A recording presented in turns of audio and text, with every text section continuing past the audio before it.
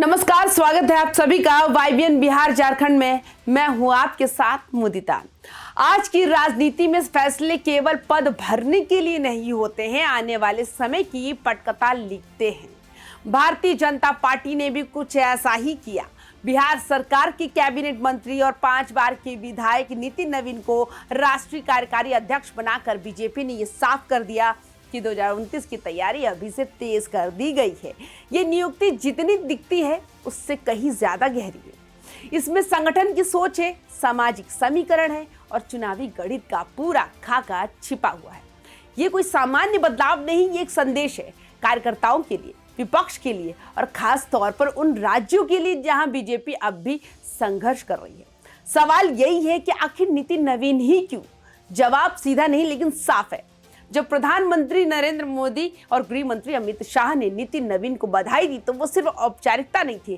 कर्मठ, परिश्रमी, निष्ठावान, विनम्र और ऊर्जावान जैसे शब्द यूं ही नहीं चुने गए। बीजेपी की राजनीति में शब्दों का चयन बहुत सोच समझ कर होता है। ये अल्फाज बताते हैं कि पार्टी को कैसा नेतृत्व चाहिए, ऐसा नेतृत्व जो कैमरे से ज्यादा संगठन में समय दे, जो दिल्ली से ज्यादा जमीन को समझे और चुनावी मौसम के अलावा भी लगातार काम करता रहे। बीजेपी आज उस दौर में है जहां उसे सिर्फ भाषण देने वाले नेता नहीं बल्कि संगठन खड़ा करने वाले चेहरे चाहिए। नितिन नवीन की पहचान भी यही रही है। वे मंच पर कम, मैदान में ज्यादा नजर आते हैं। यही वजह है कि शीर्ष नेतृत्व का भरोसा उन पर दिखता है। उम्र महज 45 साल, लेकिन सियासी सफर 2 दशक से ज्यादा का। 2006 से लेकर अब तक बांकीपुर विधानसभा सीट से लगातार जीत, वो भी मामूली अंतर से नहीं बल्कि हर बार 50,000 से ज्यादा वोटों की भारी अंतर से। बिहार की राजनीति में ये कोई छोटी बात, ये बताता है कि उनका जनाधार स्थायी है, अस्थायी नहीं। पथ निर्माण मंत्री के तौर पर उनके काम को लेकर आलोचक भी मानते हैं कि बिहार में सड़क नेटवर्क को नई रफ्तार मिली। हजारों किलोमीटर सड़कों का निर्माण, बेहतर कनेक्टिविटी और समय पर काम पूरा करना, ये बातें कागजी नहीं, जमीनी है। यही काम उन्हें संगठन में भी विश्वसनीय बनाता है।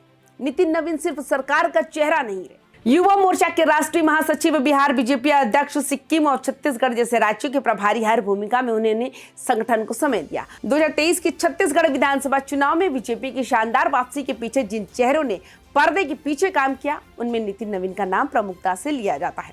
बीजेपी के अंदर ये अच्छी तरह समझा जाता है कि चुनाव सिर्फ चेहरे से नहीं, संगठन से जीते जाते हैं।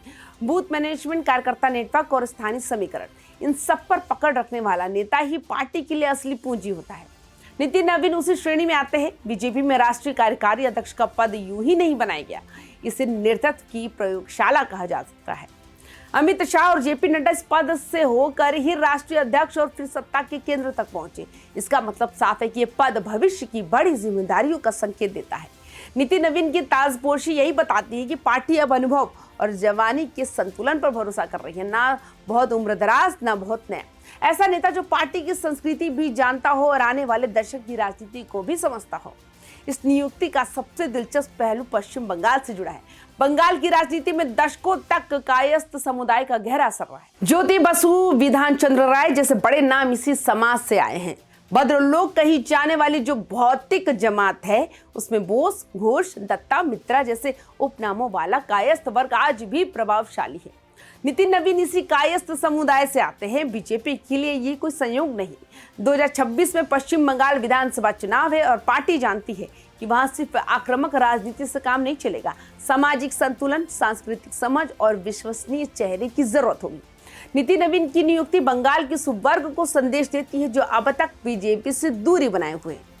ये कोशिश है विश्वास बनाने की, संवाद शुरू करने की और ये बताने की कि बीजेपी सिर्फ एक राज्य या एक समुदाय को पार्टी नहीं। इस फैसले का असर बिहार में भी साफ दिखेगा।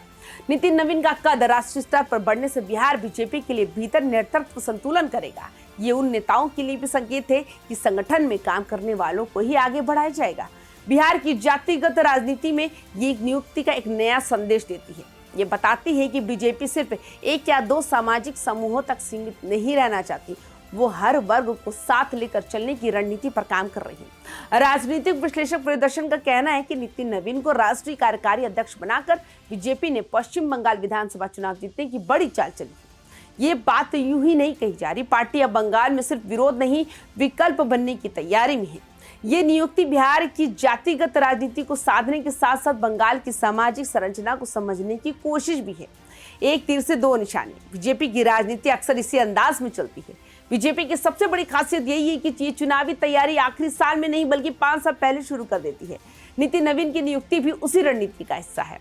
2026 में बंगाल, 2029 में लोकसभा, इन दोनों को ध्यान में रखकर ये कदम उठाया गया। पार्टी नेतृत्व ये संदेश देना चाहती है कि जो नेता जमीन से जुड़ा है, जो संगठन के लिए पसीना बहाता है और जो जीत दिला सकता है, वही आगे बढ़ेगा। भाषण और सोशल मीडिया से ज्यादा अब संगठन का समय है।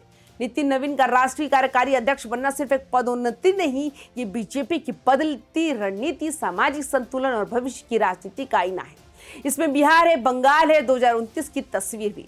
आने वाले महीनों में ये साफ होगा नितिन नवीन इस भूमिका को कैसे निभाते हैं। लेकिन इतना तय है कि बीजेपी ने उन्हें यूं ही नहीं चुना। ये एक सोच समझ कर चली गई चाल है, जिसका असर सिर्फ संगठन तक सीमित नहीं रहेगा बल्कि देश की राजनीति में भी नए संकेत देगा।